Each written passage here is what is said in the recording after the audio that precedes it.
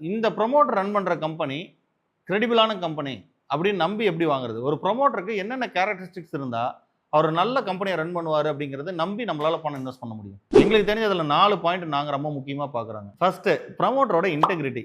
அந்த நம்ம நம்பி இன்வெஸ்ட் பண்ற அந்த கம்பெனியுடைய ப்ரமோட்டர் வந்து சந்தேகத்துக்கு அப்பாற்பட்ட ஆளா இருக்கணும். எந்த இடத்துலயும் அவர் நேர்மையிலிருந்து விலகி போயிட மாட்டாரு. தான் கம்பெனி அவர் வந்து முன்னேற்றணுங்கிற எண்ணத்தோட தான் வந்திருக்கிறாரு அப்படிங்கிறதுல கரெக்டான ஒரு பர்சனா இருக்காருன்னா பண்றோம். ஏன் இன்னைக்கு டாட்டானா நீங்க நம்பி போடுறீங்களா? ஏன் இந்த பர்சன் பேர்ல உங்களுக்கு இருக்கிற இன்டெகிரிட்டி கரெக்டா இல்லைங்களா? இவர் ரன் பண்ற கம்பெனில நேர்மைக்கு குறையான விஷயங்களை அவர் பண்ண மாட்டாருங்கிற விஷயம். இதுதான் ரொம்ப முக்கியம். Second, entrepreneurship spirit. இதுதான் ரொம்ப ரொம்ப ரொம்ப முக்கியமான விஷயத்துல ஒண்ணு. ஏன்னா ஒண்ணுமே இல்லாத கம்பெனியை ஒரு நல்ல ப்ரமோட்டரோ இல்லை ஒரு சிஇஓவோ இருந்தாங்கன்னா ரொம்ப பெரிய கார்பரேட்டா உருவாக்குறதுக்கும் 10-15 வருஷம் போகும். அதே மாதிரி ரொம்ப பெரிய கம்பெனியை கொண்டு வந்து திவாலாக்குறதுக்கும் ஒரு 10 வருஷம் போதும். ரெண்டுமே நடந்துரும். ஃபார் எக்ஸாம்பிள் எடுத்துக்குமே, ஒரு ஃப்ளிப்கார்ட், ஜெரோ தான் 10 வருஷத்துக்கு முன்னாடி டிஸ்கவுண்ட் புரோக்கிங்னு ஒன்று இல்லை.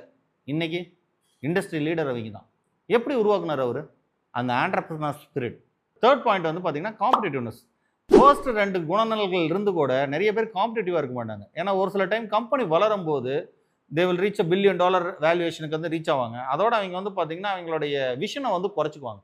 ஏன்னா அந்த அவங்க தயாரிக்கிற ப்ராடக்ட்டுக்கு பெரிய மார்க்கெட் இருக்கும். அவங்ககிட்ட ப்ரைசிங் பவர் இருக்கும். இவருக்கும் வந்து நேர்மையானதுல எந்த இடத்துலையும் தவறாமல் கரெக்டாக இருப்பார்.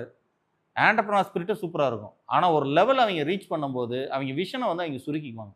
Fourth point, efficiency. ஒரு ப்ரமோட்டரை எப்படி அவர் எஃபிஷியன்ட்டுங்கிறத நம்ம கண்டுபிடிக்க முடியும்?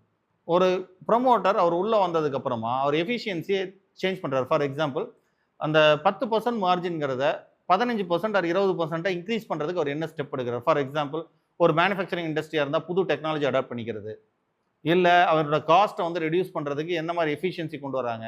ஒரு சர்வீஸ் இண்டஸ்ட்ரியாக இருந்தால் அவங்களுடைய மேன் பவரை வந்து எஃபிஷியண்ட்டாக மாற்றுறதுக்கு என்ன மாதிரி ட்ரைனிங்ஸ் கொண்டு வராங்க. இது மூலிமா எங்களோட எஃபிஷியன்சி ஏற்றுறாங்க இல்லைங்களா? இது வந்து பார்த்தீங்கன்னா ஒரு பாயிண்ட். ரெண்டாவது, சேல்ஸை ஏற்றுறதுக்கு என்ன பண்ணுறாங்க? இந்த 100 கோடி டர்னோவரை 200 கோடி ரூபாயாக மாற்றுறதுக்கு என்ன பண்ணுறாங்க? ஆனால் ஒரு சில ப்ரொமோட்டர் இருப்பாங்க, ரெண்டையுமே பண்ணுவாங்க.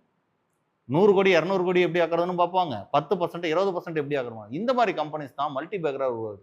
ஆனால் இந்த பாயிண்ட் எல்லாமே நீங்கள் வந்து புக்ஸ்லேயே பார்க்க முடியும் அப்படின்னா முடியும். ஆனால் அதுக்கான லார்ஜ் எஃபர்ட் வேணும்.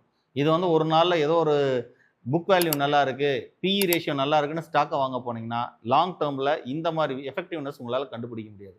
You have to travel with the company for the minimum period of 5 years. அப்படி இருந்தால் தான் இதெல்லாம் கண்டுபிடிக்க முடியும். லாங் டேர்ம் இன்வெஸ்டிங்கில் வேறு என்னென்ன பாயிண்ட்ஸை நம்ம கன்சிடர் பண்ணணும்? தொடர்ந்து பேசலாம்.